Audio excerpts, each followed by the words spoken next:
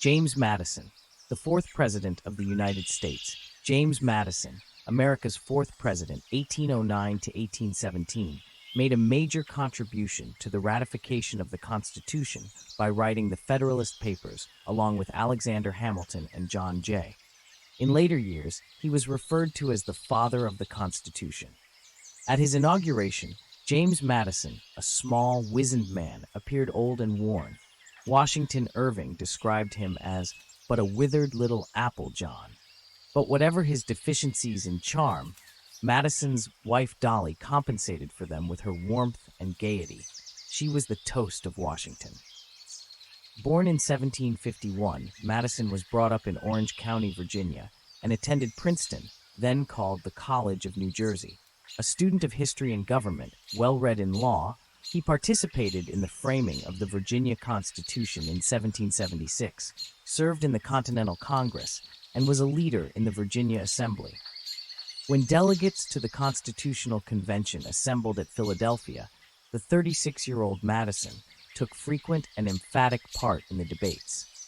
Madison made a major contribution to the ratification of the Constitution by writing, with Alexander Hamilton and John Jay, the Federalist Essays.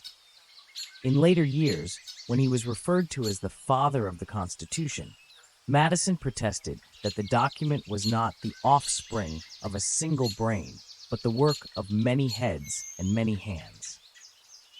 In Congress, he helped frame the Bill of Rights and enact the first revenue legislation.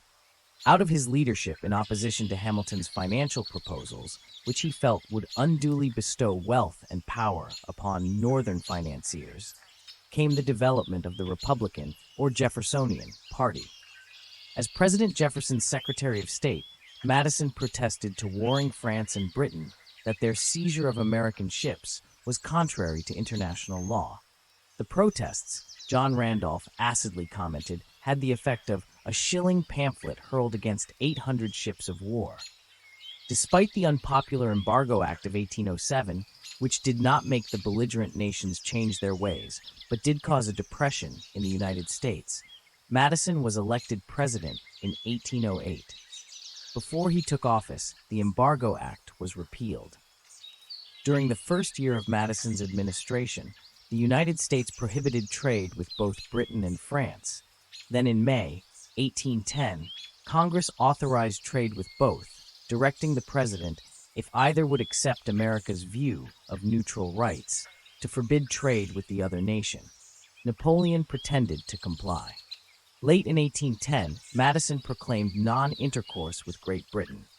In Congress, a young group, including Henry Clay and John C. Calhoun, the War Hawks, pressed the president for a more militant policy. The British impressment of American seamen and the seizure of cargoes impelled Madison to give in to the pressure.